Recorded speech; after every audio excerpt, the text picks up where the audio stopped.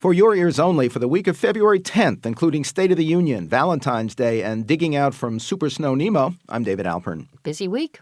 I'm Melissa Axelberth. If they can't get a bigger package done by the time the sequester is scheduled to go into effect, then I believe that they should at least pass a smaller package of spending cuts and tax reforms that would delay the economically damaging effects of the sequester for a few more months until Congress finds a way to replace these cuts with a smarter solution.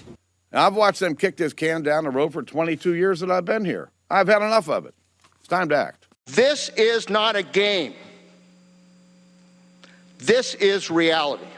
If the back and forth between President Obama and House Speaker John Boehner was not a game, as departing Defense Secretary Leon Panetta so passionately proclaimed last week, it was certainly politics as usual in the current polarized partisan environment. Each side continues to play to its political base while trying to look reasonable, in Obama's case, or at least resolute in Boehner's.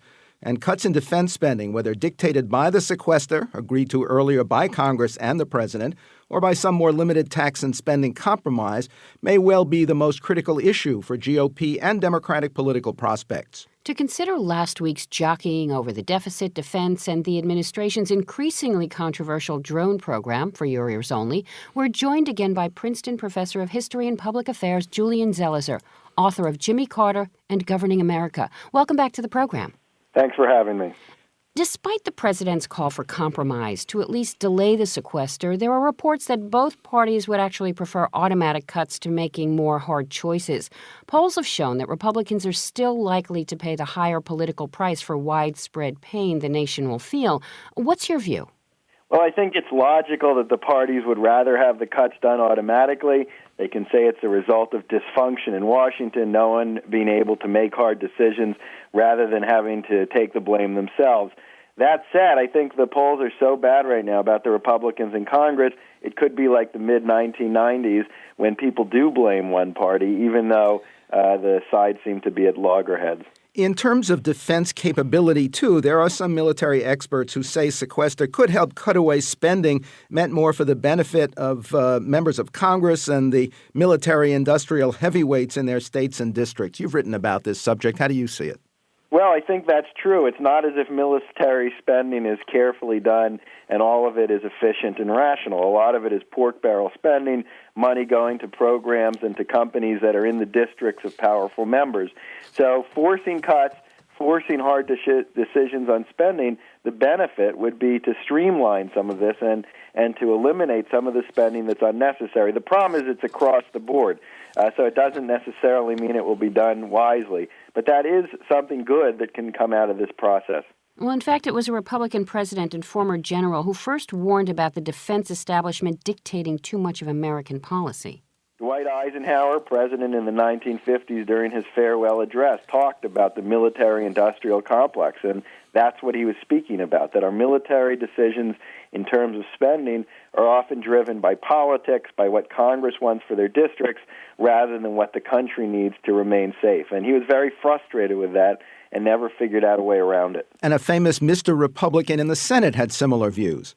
Again, this is a different Republican Party. Robert Taft, senator from Ohio, who during the 1940s and early 50s, known as Mr. Conservative, was very critical of constant spending and constant expansion of our national security system. He said, these are the things we're trying to protect the country against rather than the things we should be doing in the war against communism. What changed the Republican approach to defense spending and national security? Well, by the 1980s, the hawks won out. A lot of the more skeptical views about excessive military spending started to fade away. And you had a new Republican Party, which the equivalent of tax cuts on domestic policy insisted that more spending on defense was always better. And this worked. It worked very well for Republicans for several decades.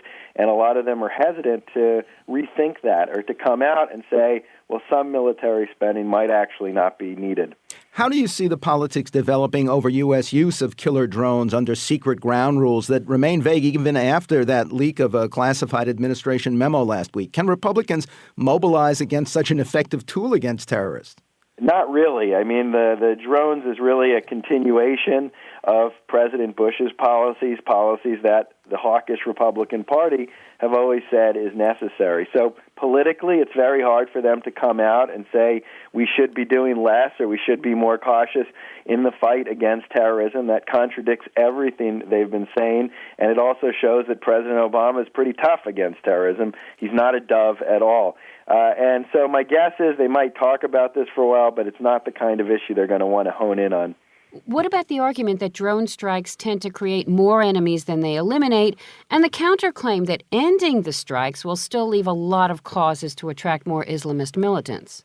Well, the critics say that these strikes are effective, and they have taken out a lot of members of al-Qaeda without having to use ground troops, but there are after effects from this. There can be a backlash, that the kind of cost that comes from killing civilians or this kind of damage that we know some about and we don't know everything about can fuel the kind of animosity in the region that is the key to recruiting people, to recruiting terrorists. And so we need to think through what those costs are, not just talk about, the number of al-Qaeda leaders killed. How many number twos we've killed over all of these years. What chance do you see for a special court to authorize or review targeted killings like the one for domestic surveillance? And would moving the drone program from the secretive CIA to the Pentagon provide more oversight?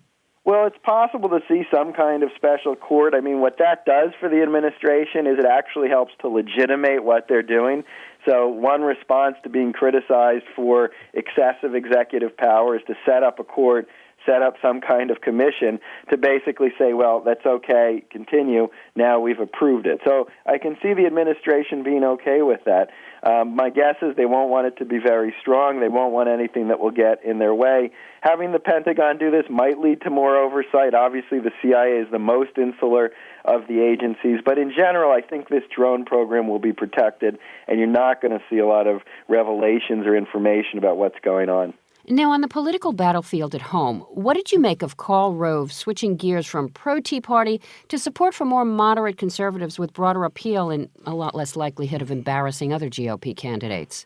Well, Karl Rove's always been ambivalent about the Tea Party. If you remember back in the 2010 midterms, he thought some of the Tea Party candidates, such as Christine O'Donnell, were costing the Republican seats they should have.